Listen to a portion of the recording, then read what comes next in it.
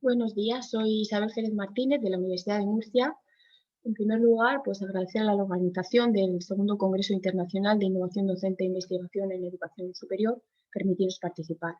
El título de nuestra propuesta es Cultura Disney Pixar y su efecto en el alumnado universitario actual, comprensión crítica y deconstrucción de estereotipos.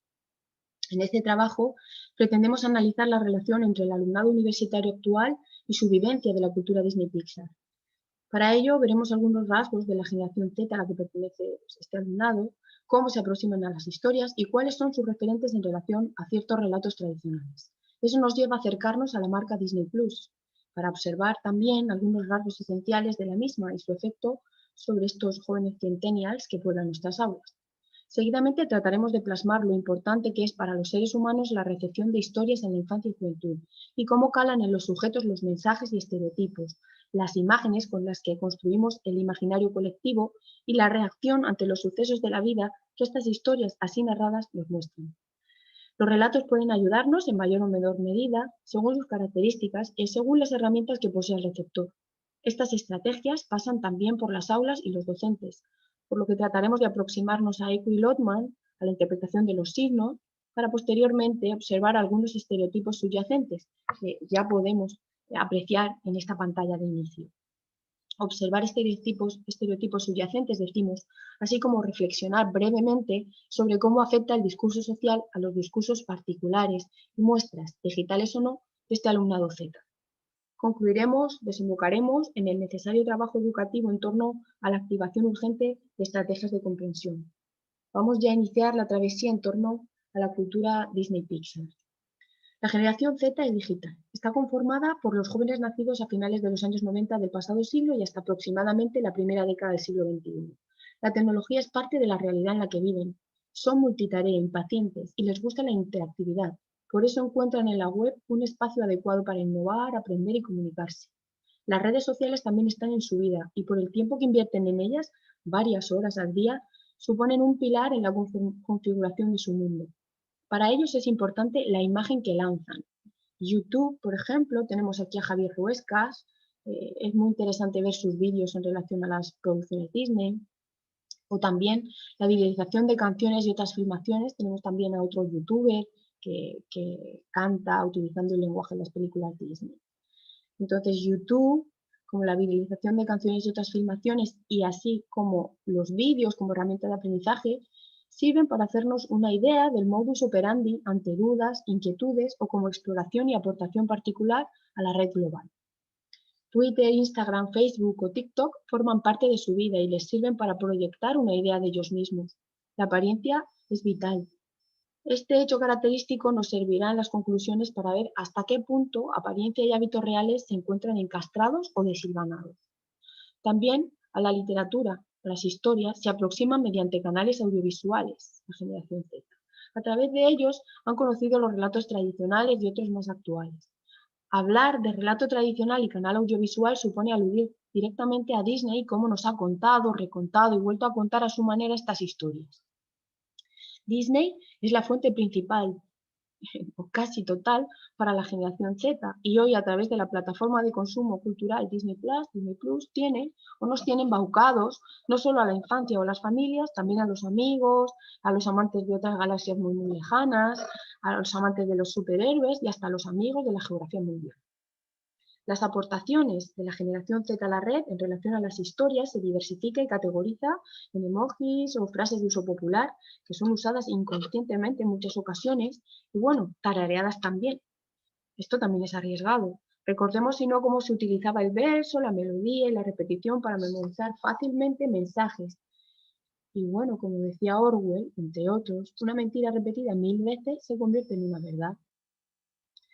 Con las canciones lo hacemos casi sin pensar, inconscientemente. Esto nos lleva al trap, que por cierto también lo escucha el alumnado Z. ¿Pensarán en las letras o harán como con las canciones Disney? Dejamos ahí la pregunta abierta. La utilización y creación de emojis con personajes Disney para expresar sus estados de ánimo eh, también nos lleva a otras preguntas. Por ejemplo, ¿qué princesa Disney elegirán nuestro alumnado, nuestras alumnas como representación de sí mismas? ¿Habrán pensado en qué subyace tras cada uno de estos personajes? Disney Plus surge para satisfacer a los consumidores. ¿Hemos dicho consumidores? Disculpa. Queríamos decir receptores de historias de todo el mundo, es decir, en la cultura globalizada que la misma plataforma va creando a través de las décadas y en su diversificación y contenidos, historias, objetos, merchandising, lugares, tiendas o parques de atracciones, generadores de experiencias mágicas. En Disney Plus todo está en streaming, no es necesaria la descarga de archivos digitales. Diversión familiar garantizada con las características de variedad e inmediatez. Cines, series, realities vinculados a Pixar, Marvel o Lucasfilm. Parece que pretende eternizar las experiencias vinculadas a la marca y genera una necesidad, desde la infancia, de adquirir, de querer tener objetos o todo aquello que nos recuerda a ese momento de vivencia de esa experiencia mágica. Experiencias múltiples y al alcance de la mano siempre que lo deseemos. Disney no elaborará productos, sino una marca. Es la industria que fabrica sueños. ¿Pero cómo lo hace? ¿Cómo lo hace tan bien? Quizá porque sus historias generan ilusión en los receptores y consiguen una conexión emocional con un amplio público. Hace disfrutar, genera experiencias placenteras y mágicas, sensaciones que los consumidores queremos vivenciar una y otra vez y de múltiples maneras. Al gusto del consumidor, ¿cómo eternizar la experiencia? Su pura globalización, diversificación de mercancías y economía mordaz e implacable. Todo esto también es Disney. En el prólogo de la obra Los cuentos de hadas clásicos anotados, nos invita María Tatar a no olvidar el poder de estos relatos y dice que nos ayudan a edificar el mundo imaginario de la infancia y a construir el universo adulto de la realidad. Y continúa afirmando que, seamos o no conscientes, modelan nuestros códigos de comportamiento y líneas de desarrollo, al igual que nos proporcionan términos con los que reflexionar sobre lo que ocurre en nuestro mundo. Pero quizá cabría preguntarse, ¿qué cuentos de hadas? Los textos de Basile, Perrault o Grimm nos aportan conflictos, violencia y también magia y buenos finales. El imaginario que nos aporta Disney también contiene magia y finales felices, pero sigue la estela de la idealización de la infancia, llevándola hasta la mutilación de elementos que indudablemente ayudan a crecer, a reflexionar, a construir la realidad. Se eliminan, por tanto, aspectos que pueden ser herramientas útiles para ese aprendizaje base de los misterios de la vida y la muerte, del bien y el mal, sobre el que se cimenta el mundo adulto.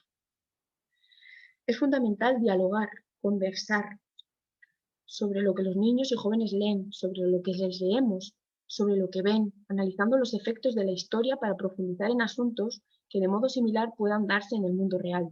Los relatos influyen en la educación social del hombre desde siempre, primero los mitos, luego las narraciones orales. Han aportado al ser humano ideas valiosas sobre conceptos como la libertad, la generosidad, la enfermedad, la alegría, la muerte o el amor.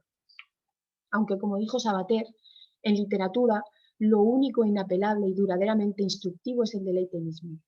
Es indudable que es necesario pensar en los subtextos, en lo que subyace, porque esto también es importante, entre otras cosas, para la asimilación de valores. Las historias nos rodean en toda su diversificación.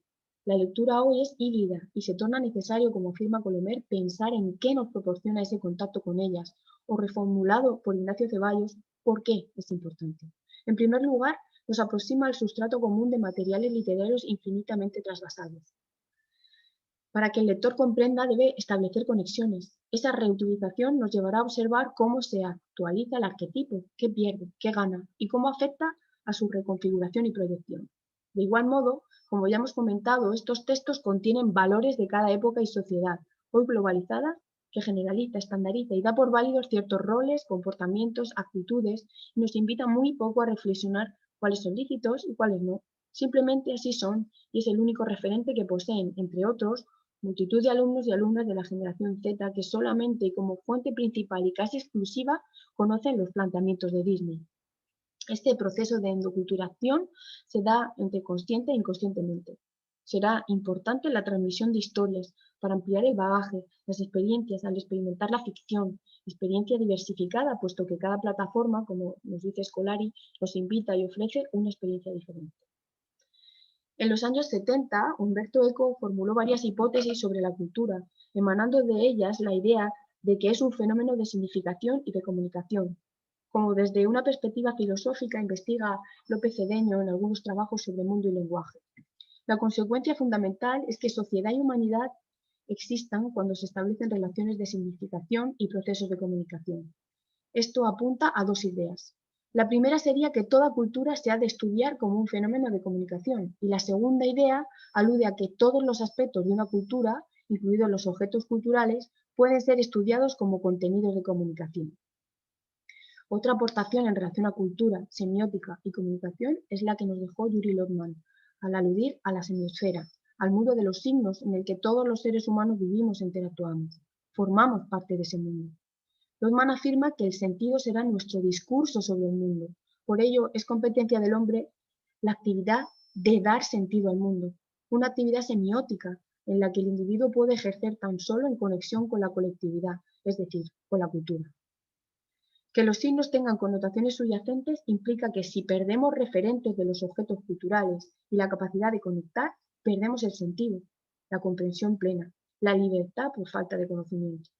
Y si perdemos el sentido en la época de la modernidad líquida, como afirma Bauman, implicará a su vez un discurso pobre, indicio de un pensamiento limitado, que puede convertirnos en personas fácilmente influenciables e incapaces de análisis profundos y donde todo se torna voluble y fugaz, lo que alimenta el no detenernos a profundizar, reflexionar, cuestionar. El influjo de Disney es que ha configurado de manera masiva los gustos de los receptores, muchos de ellos de la generación Z, también la de sus padres, y con la plataforma Disney Plus continúa ese afán globalizador, familiar, homogeneizador, como dice Gemma-Yu, y simplificador de aspectos psicológicos importantes. Las películas, las tramas, los personajes, pasados por su tamiz, a través de sus lentes, sustituyen a las versiones literarias previas de esas historias en el imaginario social actual. Los dibujos animados que ya vieron los padres y madres de la generación Z y que también vieron los de esta generación por influencia familiar, a priori no dejan de ser un modo de entretenimiento ameno, con canciones pegaditas y demás, pero como todo signo, significa. Como hemos visto anteriormente, es importante no perder los referentes de los objetos culturales. Lo que ha sucedido es que Disney es el referente, ergo, se pierde sentido. Hay que conectar, buscar fuentes, entender cada texto en su contexto. Si pensamos en Disney es inevitable pensar en princesas. Las primeras, Blancanieves, Cenicienta, La Bella Durmiente, representan estereotipos hogareños y serán sistemáticamente rescatadas por el príncipe. Luego encontraremos a otras, a Ariel, a Yasmín, que parecen avanzar, aunque sacrificar la voz y la palabra, véase, el pensamiento quizá no está tan mal, porque quizá, tal vez, nadie las escucha o porque la última palabra nunca la tienen ellas. Tremendo. Las últimas, Diana o Brave, son más activas, fuertes, no necesitan personajes masculinos que las salven. Y aquí influye Pixar en ese giro que amplifica miras. Positivo avance e inevitable en la sociedad actual hasta para Disney.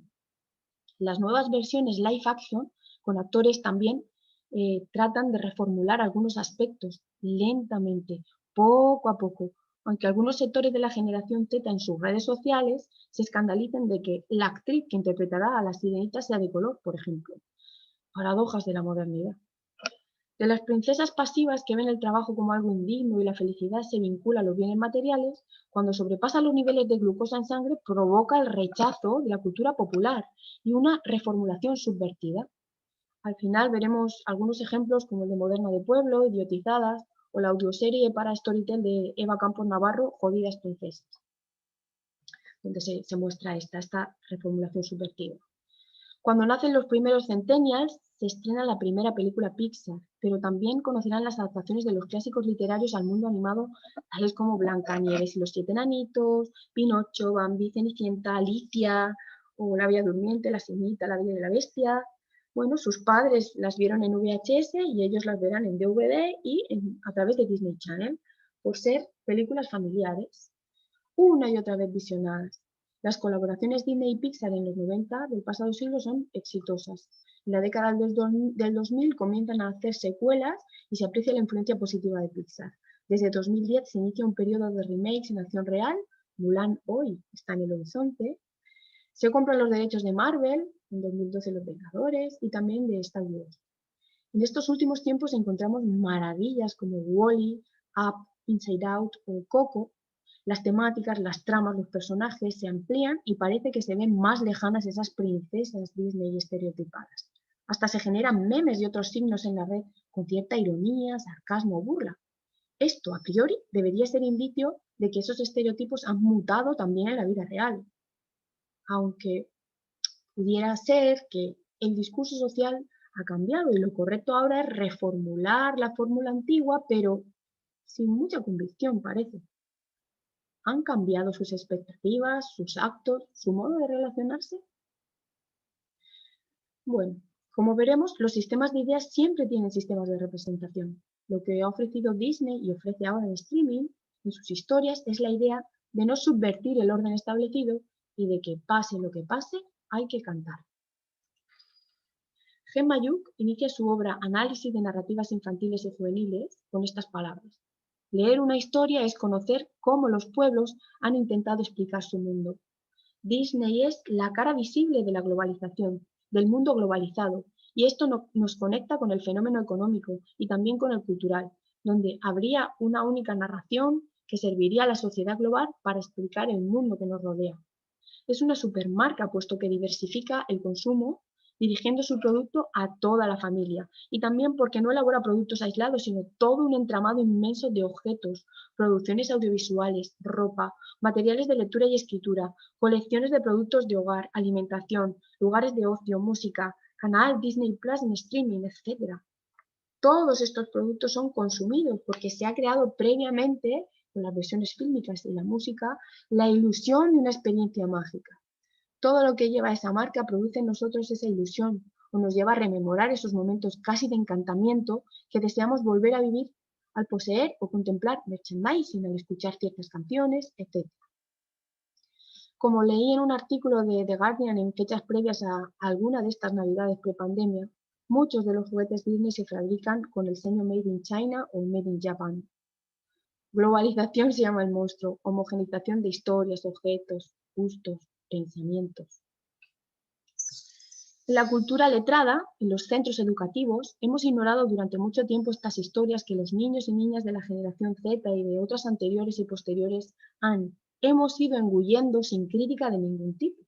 No pasaba ningún filtro que cuestionara esos estereotipos, esas historias mermadas, mutiladas, simplificadas, dulcificadas in extremis. Hoy, sus adaptaciones han sustituido todas las versiones clásicas, tanto en el imaginario de los escritores nuevos como en el imaginario de los lectores Z. Disney anula detalles, las diferentes maneras de narrar y, en consecuencia, las distintas maneras de ver el mundo. Elimina la complejidad moral para un mundo globalizado que las degusta y desea.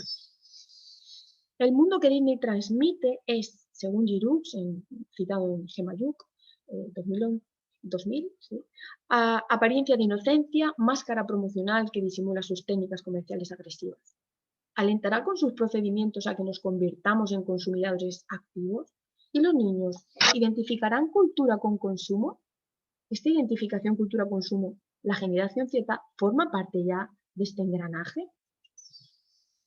Una de las cuestiones más importantes en relación a la enseñanza de valores es pensar por qué estas películas, estas historias Disney, son tan poderosas a la hora de transmitirlos, quizá mucho más que la escuela, que la familia.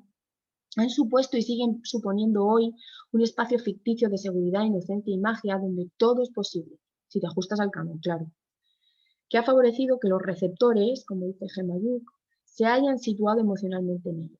La globalización cultural que supone uniformiza gustos y así, si a todos nos gusta lo mismo, es mucho más fácil venderlo. También el pensamiento globalizado y en esta visión cultural reducida, con las historias que explican nuestro mundo simplificadas en cuestiones psicológicas y morales, es difícil, cuanto menos, tener un discurso minoritario y crítico. Difícil, que no imposible. Nuestros alumnos de la generación Z serán docentes del mañana. Debemos incluir las historias Disney en las aulas para favorecer el diálogo y profundizar en estereotipos y otras cuestiones, para ampliar, conectar, amplificar tramas, personajes y mundos de ficción. Dialogar sobre los textos y dialogar sobre las historias en otros formatos. Es importante desarrollar un pensamiento crítico, bucear hasta la comprensión total. Hay que traer a los espacios letrados, a las aulas, dinámicas que el alumnado utiliza fuera de la misma. En los espacios de afinidad extraacadémicos crean, producen, escriben, reformulan, relacionan. Hay que introducir la crítica, las conexiones con otros textos en su contexto, el juego que supone para ellos.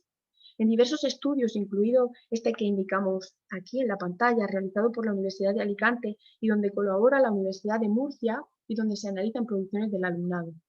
En ellas se aprecia una crítica que coincide con el discurso dominante, pero en las acciones vemos que no es un discurso propio y asumido y, por lo tanto, en múltiples ocasiones los estereotipos anquilosados siguen perpetuándose de facto, no de palabra, pero sí en las actitudes, en el modo de relacionarse y en el modo de actuar. Pese a que en estas muestras de creación literaria con cuentos Disney, puesto que Disney se ha convertido en el único referente para el alumnado de la generación Z, sí hay un empoderamiento femenino, por ejemplo, u otros factores que ahora suponen el discurso fuerte. Hace falta más análisis, más diálogo y más comprensión plena y crítica para que no nos digan lo que queremos escuchar en las producciones y luego continúen de facto perpetuando modos de comportamiento. Esto es una muestra de que la comprensión no ha llegado a su máximo nivel, puesto que el máximo nivel nos debe mover a actuar en el mundo de manera consciente y cuestionarlo todo, los estereotipos y también el discurso, todos los discursos, el minoritario y el dominante, para concluir en un discurso propio. En relación a la comprensión crítica, Isabel Solé nos hace unas propuestas, lanza unas estrategias previas, durante y posteriores a la lectura, entendiendo lectura como lectura, lectura híbrida, multimodal. Vamos a ver algunas tareas concretas de estos tres bloques, tareas o estrategias previas, durante y posteriores a la lectura.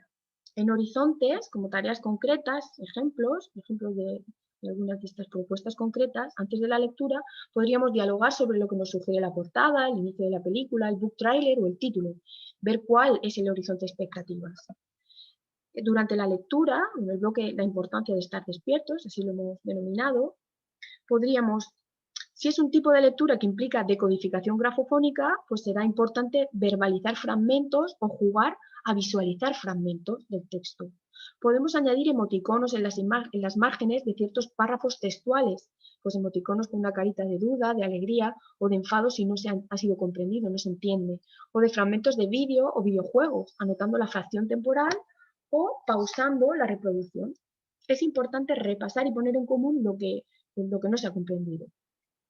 También podemos subrayar información esencial en textos o poner post-it, poner notas en páginas de una viñeta de cómic, anotar la escena, el momento, el fragmento temporal de una película, crear mapas literarios incluyendo personajes, acontecimientos y lugares de desarrollo de la acción también es motivador y clarificador. En el último bloque de estrategias que hay en la pantalla, nosotros podemos, como tarea concreta tras la lectura, sería valiosa la creación de ensayos con argumentos y ejemplos, analizar las connotaciones, las ideas subyacentes de los aspectos centrales de un vídeo, de un pasaje literario o de una novela gráfica. Podemos crear mapas conceptuales partiendo de ideas matriz, esenciales y expansiones, estableciendo jerarquías de ideas. O también hacer esquemas utilizando lo que hemos subrayado previamente en los textos, lo que indica la viñeta de cómic en la que hemos colocado esa nota, ese post-it con anterioridad, o revisitando ese fragmento temporal de una película o serie. Trataríamos de que tuvieran que anotar con sus palabras eso mismo que han considerado importante, volver a reescribir utilizando un lenguaje propio. Para amplificar significados y dar una vuelta de tuerca a los discursos, podríamos plantear una ruta híbrida de lectura que nos lleve desde fragmentos o visionados de películas Disney hasta que nos lleve a analizar cada una de estas cosas. Fragmentos o visionados de películas Disney hasta los textos de Basile, Perrol o Grimm y algunas anotaciones de María Tata en relación a estos relatos, pasando por Andersen o Carroll. Podríamos realizar algunas de las propuestas concretas de comprensión anotadas y también hacerlo con empoderadas de Moderna de Pueblo o los cómics sorprendentes de Bill Willingham, Fábulas y su ensalada de cuentos particular. Podemos seguir la ruta híbrida y realizar alguna estrategia de comprensión jugando Kingdom Hearts y acompañar al joven Sora en su recorrido por distintos universos, el universo Disney y el universo de Final Fantasy, o escuchar la audioserie realizada por Eva Campos Navarro para Storytel, Jodidas Princesas, e incluso reír con el musical Enganchadas y reflexionar sobre los nuevos sistemas de comunicación y su uso social. Bueno, en realidad, este viaje, esta ruta, lo importante de la selección de fragmentos para luego reflexionar tras cada lectura multimodal, una reflexión, dialogar sobre esto. Concluimos con Pessoa, bueno, más bien con una frase, con un verso de un poema de Alberto Caeiro. Dice, pensar es incómodo, como andar bajo la lluvia. Así es muchas veces, pero es importante revisar, releer, repensarlo todo, el discurso entumecido y el que está de moda, aunque sea algunas veces como andar bajo la lluvia. Pero al hacerlo estamos andando hacia el discurso propio, el verdadero, el único valioso. Al final, el agua es vida como el sol y la existencia, como decía Simone de Beauvoir, auténticamente asumida. Así la queremos algunas personas, así lo deseo yo para mi alumnado Z también, comprensión crítica y discurso propio. Supone un reto. Vamos a por él. Muchas gracias.